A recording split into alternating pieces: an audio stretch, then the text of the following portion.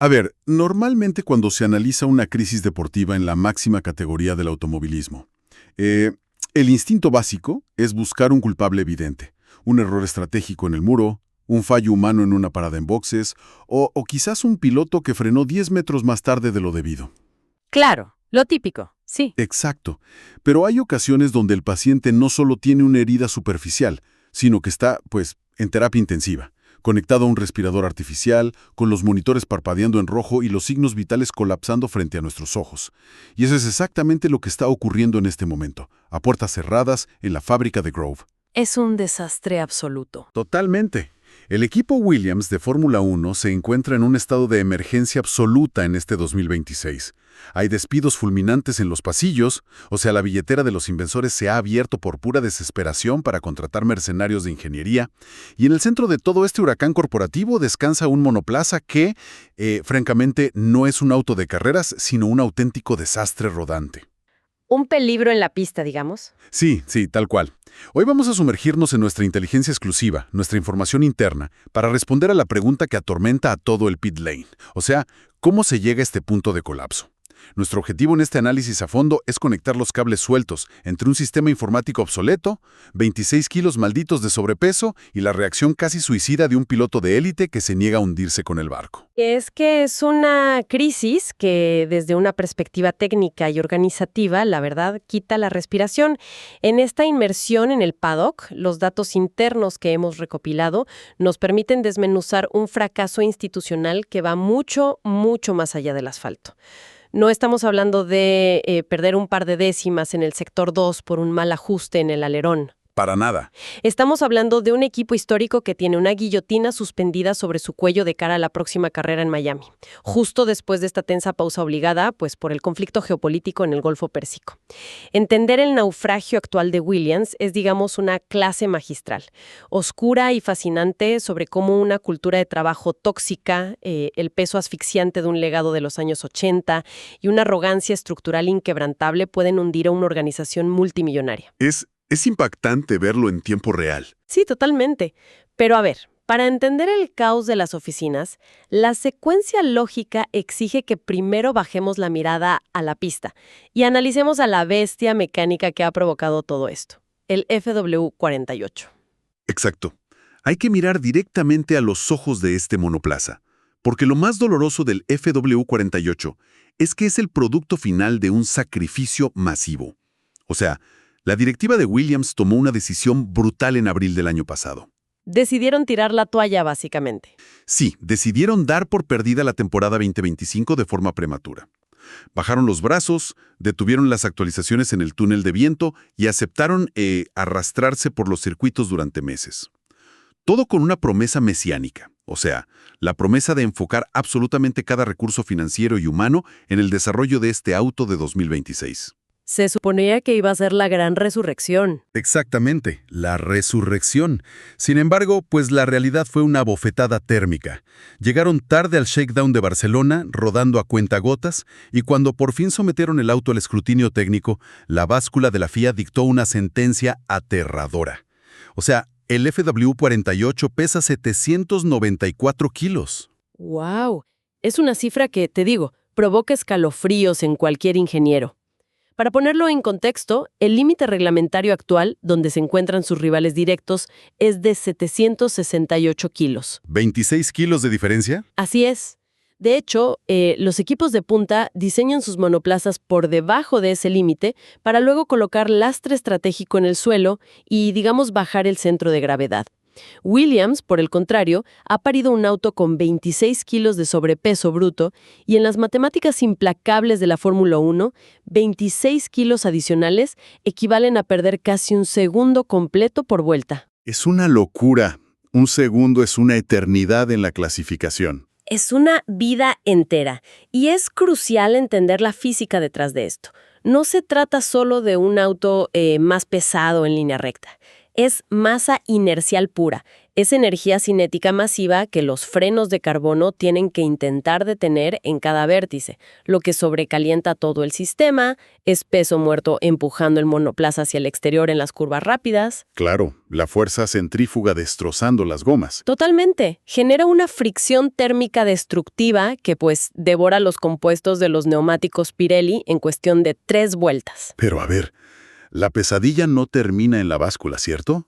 Porque nuestra inteligencia interna revela que la aerodinámica está igual de fracturada.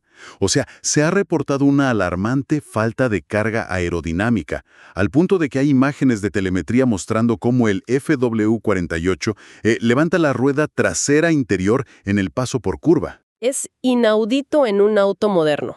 Es físicamente incomprensible. Es como si el auto intentara despegar. Surge la duda inmediata. O sea, ¿cómo es posible que con el motor Mercedes en la parte trasera, que es una bestia de fiabilidad y potencia, y con más de un año de ventaja exclusiva en el diseño, construyan una máquina que literalmente no puede mantenerse pegada al suelo? Bueno, ese levantamiento de la rueda trasera es el síntoma clarísimo de un chasis que carece de rigidez torsional estructural y de un flujo aerodinámico que colapsa bajo carga. Básicamente, el aire no fluye ordenadamente hacia el difusor, la presión desaparece por completo y la suspensión cede. Queda flotando. Exacto. Por eso, quedar eliminados en la Q1 se ha convertido en la triste norma. Y esos 2 puntos que Carlos Sainz logró exprimir en el Gran Premio de China, te aseguro que no fueron el resultado de un avance técnico. Fue un milagro. Fueron producto de un instinto de supervivencia puro y un pilotaje extremo, bordeando el accidente en cada curva. Es la analogía perfecta de un colapso organizativo.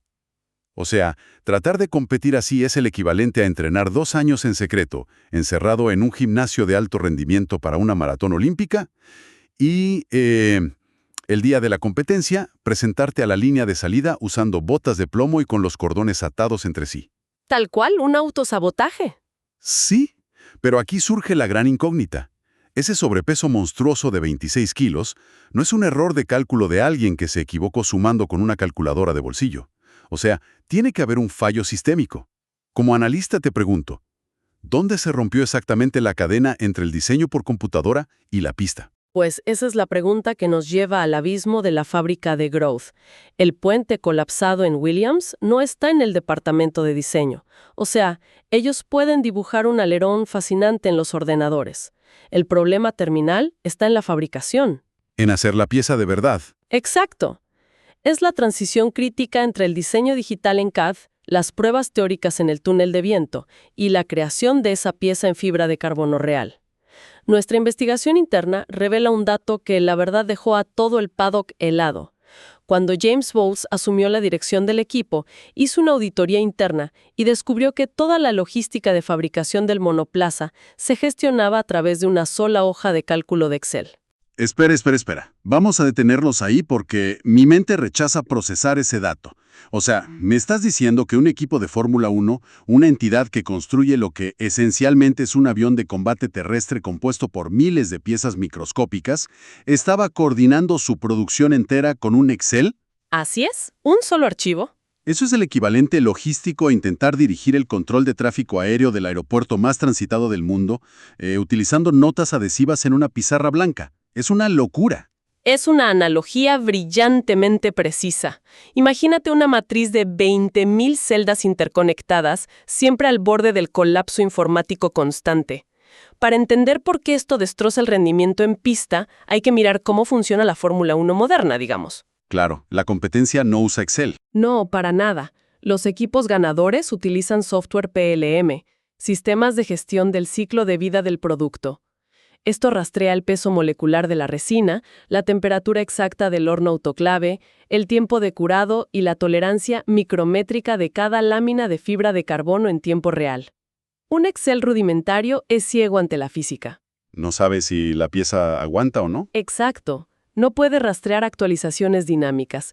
Entonces, ¿cuál es la consecuencia directa de no saber exactamente cuánto pesa o resiste una pieza en la línea de montaje? El miedo. El pánico de que se rompa. Claro, los ingenieros entran en pánico ante la posibilidad de que una pieza colapse a 300 kilómetros por hora.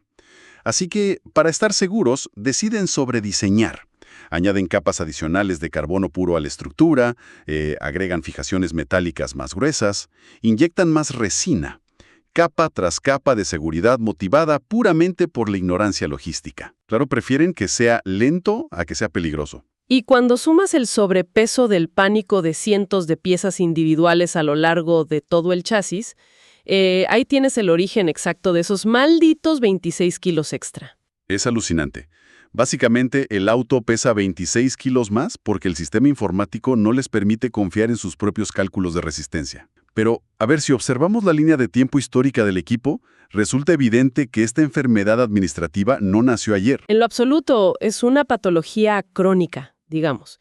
Si rebobinamos la cinta al 2019, bajo la dirección de Paddy Lowe, el fantasma ya estaba ahí. Ese año, Williams llegó tarde a la pretemporada. El monoplaza simplemente no estaba listo. Hubo tensiones brutales en el paddock, donde la directiva de Claire Williams fue arrinconada sin piedad por la prensa y los inversionistas, por no poder justificar cómo habían caído a lo más profundo de la parrilla tras los años de gloria. ¿Fue vergonzoso? Sí. Posteriormente, se supo que Lowe operaba con un sistema de fabricación colapsado y que los éxitos aparentes de 2014 y 2015 no fueron mérito del diseño interno de Williams, sino del puro y abrumador poder bruto del motor Mercedes, que en los primeros años de la era híbrida ocultaba el deficiente estado aerodinámico y estructural del chasis. El motor camuflaba la podredumbre. Claro, y cuando el motor dejó de tener esa ventaja abusiva sobre el resto, el castillo de naipes se derrumbó. Pero entonces llegamos a 2022 y traen a Jost Capito. O sea, este movimiento parecía la salvación. Capito es un titán del automovilismo, el gran arquitecto del dominio aplastante de Volkswagen en el Mundial de Rallys. ¿Cómo es que un genio de la gestión deportiva fracasa de una manera tan estrepitosa en solucionar este problema operativo? Porque se enfrentó a un enemigo mucho más duro que cualquier cronómetro: la resistencia cultural interna. La mentalidad en el Mundial de Rallys exige improvisación rápida, agilidad y métodos de manufactura modernos. Soluciones sobre la marcha. Exacto. Cuando Capito intentó implementar esos sistemas dinámicos en la fábrica de Growth, chocó contra una pared de concreto armado. Los operarios y mandos medios, aferrados a la nostalgia de la era dorada de los 90, bloquearon el cambio. La frase recurrente en los pasillos era que los métodos nuevos no encajaban en, comillas, el estilo Williams. El peso del legado. Totalmente. Capito fue rechazado por el propio organismo que intentaba curar. El auto resultante fue un peligro en pista y eso le costó el puesto. Y eso nos lleva directamente al trauma de 2024, ya con James Vowles al mando, donde vimos en Australia algo impensable: obligar a Logan Sargent a ceder su monoplaza a Alex Albon, simplemente porque el equipo entero había sido incapaz de fabricar un tercer chasis de repuesto a tiempo. Es que, al observar ese patrón, surge una conclusión aterradora. O sea, si tres directores con perfiles tan radicalmente opuestos, el purista técnico Paddy Lowe, el líder revolucionario de rallies Jost Capito y el metódico estratega de Mercedes James Vowles, han estrellado sus carreras contra exactamente el mismo muro de ineficiencia, esto confirma sin lugar a duda que el problema no es el individuo sentado en la oficina del jefe, son los cimientos de la fábrica los que están infectados. Están podridos, sí. Entonces, ante este colapso total, Vowles se levanta, saca la guadaña y comienza a rodar cabezas. Y para detener la hemorragia, abre la billetera y ficha a Dan Milner. Exactamente. Dan Milner es, pues, la artillería pesada enviada para reconstruir ese puente destruido entre el diseño y la fabricación. Milner pasó los últimos 14 años en las entrañas de Mercedes y antes de eso sobrevivió en las trincheras de Brown GP y Bar Honda. Tiene el respaldo de 8 títulos mundiales en su currículum. Es un peso pesado. Completamente.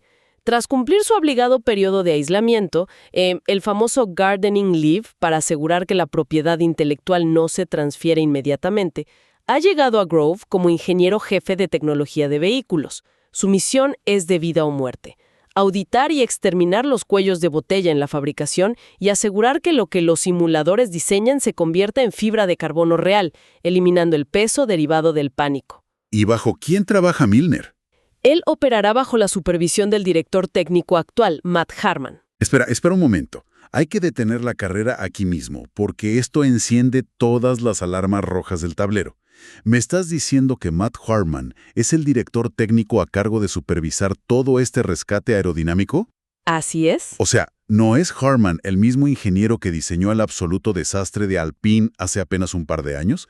En 2024 el Alpine falló las pruebas de choque de la FIA repetidamente y llegaron a Bahrein con un monoplaza con un sobrepeso gigantesco. El mismo. Recuerdo perfectamente que Hartman justificó ese desastre diciendo con total frialdad frente a los micrófonos que el sobrepeso era porque estaban siendo agresivos y buscando el límite. Semanas después dimitió en medio del caos. Me cuesta muchísimo asimilar que Williams, sabiendo que sufre una enfermedad terminal de sobrepeso, haya contratado y puesto al mando al hombre que acaba de fracasar exactamente por el mismo motivo en otro equipo. ¿No es esto un error colosal de recursos humanos? Pues, a ver, esa es la controversia más incandescente que recorre los pasillos del paddock en este momento. La defensa de Hartman de que un fallo en el crash test y un sobrepeso descomunal son producto de, digamos, buscar límites agresivos, es una gimnasia verbal extremadamente peligrosa. Es una excusa barata. Nace así porque los departamentos de simulación y de estrés de materiales están completamente desconectados. Es un fracaso en la correlación de datos. Dicho esto, culpar exclusivamente a Hartman por el desastre actual del FW48 sería una lectura superficial. ¿Por qué? Si es el jefe técnico. Porque Hartman no inventó el Excel de las 20.000 celdas ni implantó la cultura de la arrogancia en el taller de laminado de carbono. Heredó un polvorín a punto de estallar. Sin embargo, la crítica interna es que, en lugar de ser el cirujano frío que extirpa el tumor administrativo, Hartman se ha convertido en el director de orquesta que acelera el tempo del colapso. Claro, no ha solucionado nada. Al contrario, cuando combinas a un director técnico cuyo historial reciente muestra una profunda incapacidad para predecir el peso real de sus propios diseños, con una fábrica que históricamente sufre de ineficiencia de manufactura, la implosión es, inevitable.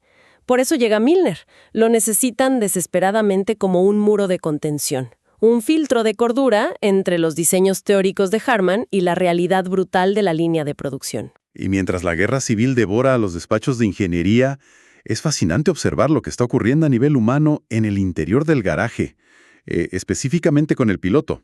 Carlos Sainz entra en 2026 tras haber pasado un año fuera del circuito por su salida forzada de Ferrari. ¿Un año en blanco? Sí, regresa con hambre atrasada y se encuentra atado al volante de este tractor inmanejable. La lógica dictaría que cualquier piloto en su posición estaría sumido en una furia tóxica, golpeando la mesa, gritando por la radio y destruyendo al equipo a través de filtraciones maliciosas. Sería lo normal en la Fórmula 1, sí. Totalmente. Pero nuestra inteligencia interna revela una historia completamente distinta. Lejos de rendirse, Sainz ha iniciado un exorcismo cultural. Pasa día y noche en la fábrica. O sea, no está operando como un simple empleado que conduce los domingos. Está asumiendo la postura de un arquitecto fundacional. Baja a las trincheras operativas, interroga a cada departamento y fuerza la comunicación entre áreas que llevan años sin hablarse. Está intentando cargar sobre sus hombros el peso psicológico de toda una franquicia. Y te digo, es un enfoque basado en una inteligencia organizativa brutal. Sainz sabe perfectamente que quejarse amargamente no le quitará un solo gramo a la fibra de carbono del monoplaza. Sin embargo, este esfuerzo titánico del español está colisionando de frente contra un monstruo invisible. Una fuerza centrípeta incrustada en las paredes de Grove. El síndrome corporativo de British Leyland. British Leyland, explícame eso. Es una arrogancia nacionalista y nostálgica que infecta a muchos equipos ingleses tradicionales. La actitud predominante en la fábrica es algo así como, nosotros inventamos la Fórmula 1 moderna, nosotros construimos los autos de campeonato de Nigel Mansell y Alain Prost, nadie de afuera tiene derecho a venir aquí a decirnos cómo se fabrican los monoplazas. Esa arrogancia es veneno puro en un deporte guiado por décimas de segundo. Pero, ¿qué impacto real tiene ese choque cultural en el día a día de una fábrica tan estructurada? Pues para entender el nivel de toxicidad de esa nostalgia, hay que mirar el precedente de Adrian Newey, la mente aerodinámica más brillante de la historia. Cuando Newey llegó a Jaguar a principios de los años 2000, Un equipo sumido en esa misma atmósfera de superioridad británica injustificada, los gerentes le dijeron con desdén que allí las cosas se hacían al estilo tradicional inglés. Increíble. ¿Se lo dijeron a Nui? A Adrian Newey, él, horrorizado ante la mediocridad operativa disfrazada de patriotismo, se vio obligado a sacar el lanzallamas, literalmente. Tuvo que despedir a personal clave y destruir por completo la cultura de Jaguar para sentar las bases de lo que eventualmente mutó hacia la implacable máquina de ganar que es hoy Red Bull. Tuvo que quemarlo todo para reconstruirlo. Exacto. Williams pecó gravemente de esa misma ceguera hace algunos años, cuando su plan maestro en medio de la crisis fue sacar del retiro a Patrick Head, uno de sus fundadores. A nivel histórico, Head es una leyenda indiscutible, pero operativamente sus metodologías estaban ancladas en la era de los motores turbo de los años 80. Fue una decisión que apestaba a naftalina. Y esa conexión histórica nos pone frente a un dilema casi filosófico, pero inmensamente práctico. O sea, por un lado, tenemos la disciplina obsesiva e implacable de Carlos Sainz intentando modernizar la comunicación interna. Por el otro, décadas de soberbia británica fosilizada en los procesos de fabricación. Surge una pregunta ineludible. ¿Tiene realmente un solo piloto, por más talento en pista y horas de simulador que aporte, el poder suficiente para quebrar el ego colectivo de cientos de ingenieros y operarios que sobreviven mentalmente de la gloria de campeonatos pasados? Es una guerra de desgaste donde la historia, te aseguro, dice que el sistema casi siempre devora al individuo. Y el problema adicional es que el reloj no se detiene. Toda esta revolución, el fichaje de Milner, la tensión con Harman, el choque cultural de Sainz, ocurre bajo la presión del calendario deportivo y, curiosamente, de la geopolítica mundial. Claro, el mundo no se detiene. Exacto. Actualmente, el campeonato se encuentra en un parón de 5 semanas debido al conflicto armado en el Golfo Pérsico, lo que ha obligado a cancelar las carreras de la región. Esta tragedia global le ha regalado a Williams un respiro milagroso, digamos, un margen de maniobra antes del próximo Gran Premio en Miami. Internamente, James Bowles ya ha asumido que el FW48 no verá una mejora estructural severa hasta después de la pausa de verano europea en agosto. Pero necesitan salir de cuidados intensivos ahora mismo. Y el nivel de desesperación del equipo por encontrar el rumbo antes de Miami quedó brutalmente expuesto durante el último Gran Premio en el circuito de Suzuka, en Japón. O sea, lo que Williams perpetró en suelo japonés fue un acto de inmolación pública. Sacrificaron, sin ningún tipo de piedad, el fin de semana de Alex Albon. Lo usaron de conejillo de indias. Totalmente. Tomaron una carrera oficial del Campeonato Mundial de Fórmula 1 y la transformaron en una sesión glorificada de pruebas privadas. Fue un laboratorio abierto y sumamente doloroso de ver. Vimos al equipo aplicar pintura Flow-Vis sobre el monoplaza de Albon en plenas sesiones competitivas. Esta pintura fluorescente, que revela visualmente el camino del aire sobre las superficies, es una herramienta básica de entrenamientos libres. Sí, nadie hace eso en carrera. Nadie. Su uso desesperado en carrera revela un fracaso monumental. La dinámica de fluidos computacional, el famoso CFD, que funciona como un túnel de viento virtual, está generando datos falsos. Los ingenieros estaban utilizando la carrera en Japón para intentar descubrir por qué los flujos de aire y las zonas de alta presión que veían en sus ordenadores en Inglaterra, pues no coincidían en lo absoluto con lo que la física real dictaba en el asfalto. Estaban ciegos. Completamente. Modificaban el ángulo de los alerones vuelta tras vuelta en un ejercicio puro de ensayo y error empírico. Albon no estaba compitiendo contra otros autos, Estaba actuando como un piloto de pruebas recopilando telemetría para un departamento técnico que ha perdido completamente la visión. Ver a un equipo con el prestigio de Williams sacrificar la posibilidad de sumar puntos en domingo para convertir un templo de alta velocidad como Suzuka en un instrumento de calibración demuestra una realidad desgarradora. Williams ya no está compitiendo contra Red Bull, McLaren o Ferrari en la pista. O sea, están librando una guerra de trincheras contra sus propios fantasmas informáticos y sus errores de fabricación. Y Miami dictará sentencia. Veremos si todo ese doloroso sacrificio en Japón entregó algún megabyte de datos puros que la nueva dirección técnica de Dan Milner pueda, digamos, convertir en una solución rápida antes de que la temporada esté matemáticamente hundida. Y aquí es donde tenemos que alejar la vista y contemplar la magnitud de esta tormenta perfecta. Williams es hoy un paciente crítico que sufre una falla multiorgánica. Tienen procesos de fabricación anclados en herramientas ofimáticas obsoletas, un monoplaza penalizado por 26 kilos de pánico estructural, líderes técnicos cuestionados por su historial reciente y un piloto estrella que empuja contra una pared de arrogancia histórica. Todo se acumula para la tormenta. Exacto. Todo converge hacia el asfalto de Miami, pero más allá de los puntos y las clasificaciones, este análisis a fondo nos deja flotando frente a un abismo aterrador.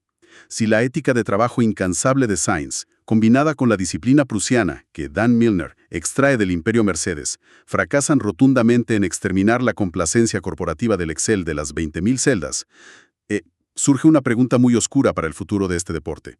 Estamos presenciando no solo una dolorosa temporada de transición, sino los últimos y agonizantes latidos antes de que el mítico nombre Williams F1 se convierta irremediablemente en una pieza de museo, demostrando con crueldad absoluta que en la Fórmula 1 moderna ni el legado, ni la nostalgia, ni la historia logran rasparle al cronómetro ni una sola milésima de segundo.